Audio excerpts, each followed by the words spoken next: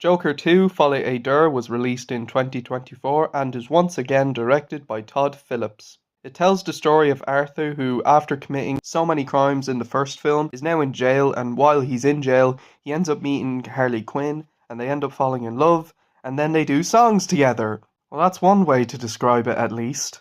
I still remember the first time I watched the first Joker and even reviewed it, and I thought it was a very good movie. Very well made, very well written, very well directed, very good characters, very good music, and while it was a very dark movie, it was still an excellent and very well made film. And when I heard there was going to be a sequel, I said, alright, let's see how it goes.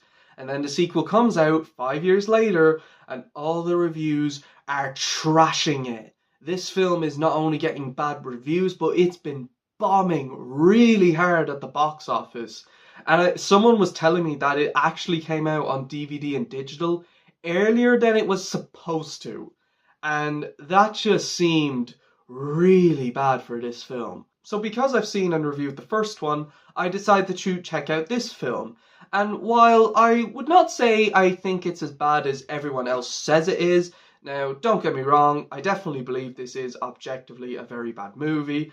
It's an absolutely terrible sequel to the first Joker, but I can definitely see a little bit of potential with the script. Having Joker be in jail and having him be in court and having him meet Harley Quinn is actually a really good idea, and it's actually a very nice transition from the first movie in my opinion. But it all comes down to the biggest problem: the execution. The execution of the film is really not that good. It's incredibly mediocre and poor. The biggest problem for me was that the film is very confusing. One minute it cuts to characters having a normal conversation, and then it cuts to characters singing and dancing. And to be honest, I was so confused. I was like, am I really actually watching Joker 2, or am I watching a Joker musical parody? That's another problem I have with this movie. This does not feel like a movie. It feels more like a parody. And that was both really weird and beyond jarring. The first one was a very dark movie, and granted, this movie does have a few dark elements. It's the way it's all mixed together. It's just so jarring and just so weird. It's very messy. The pacing of the movie is so slow, it's so dull, and it's incredibly bland.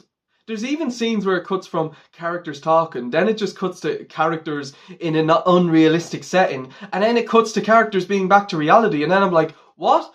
What is going on? I lost track. I found the film so hard to follow, and the ending of the movie, it was so dumb. I'm not going to spoil it, but for those who have seen it, it was a real, well, I guess they're not going to make any more.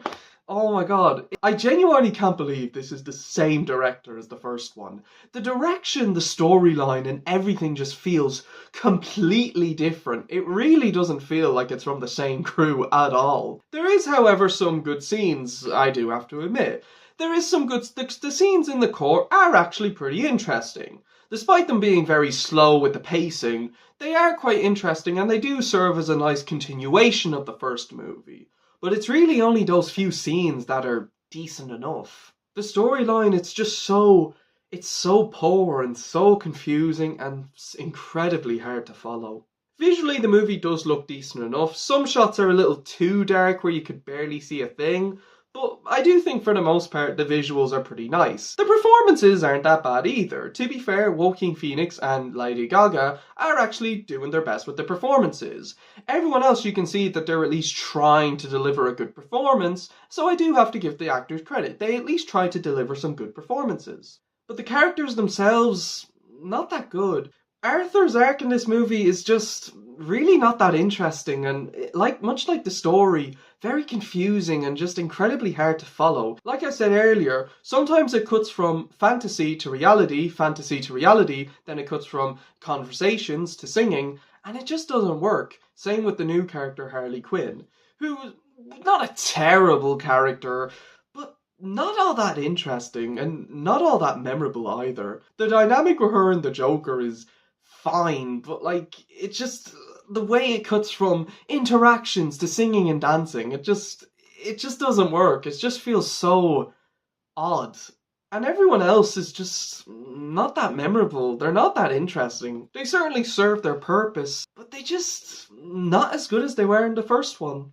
And as for the movie's music, okay, a Joker sequel being a musical is a terrible choice. But how is the music itself? The music itself, to be honest, on its own, it's pretty good. I'm not gonna lie, some of the songs are actually kind of catchy. Some of the music was actually pretty decent. But the problem with it is that it's in the wrong movie. That's the biggest problem with the film soundtrack. I can definitely see why people despise this film. I can definitely see why it is a big disappointment. It's a massive downgrade from the first one, and it's definitely not that good. But I think if they took out the musical stuff, focused more on the court, focused more on developing Harley Quinn, focused more on the Joker being in jail, I think this film could have been a really fascinating sequel and a great way to continue the first movie. But that's not what we got.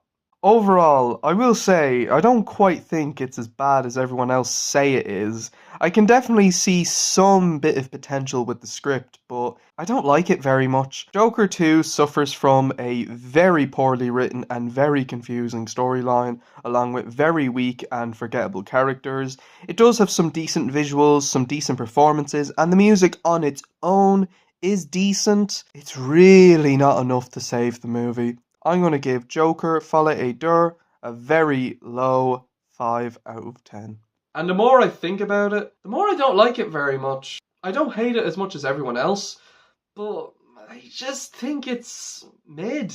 It's just a very mid film. So that's it for my review of Joker 2. Stay tuned for my next review of Dear Santa, which will be up very soon. And until then, guys, thank you all so much for watching. Let me know what you guys think of the film in the comment section below. Until then, everyone, take care. Thank you all for watching. And until then, skadoosh, everyone.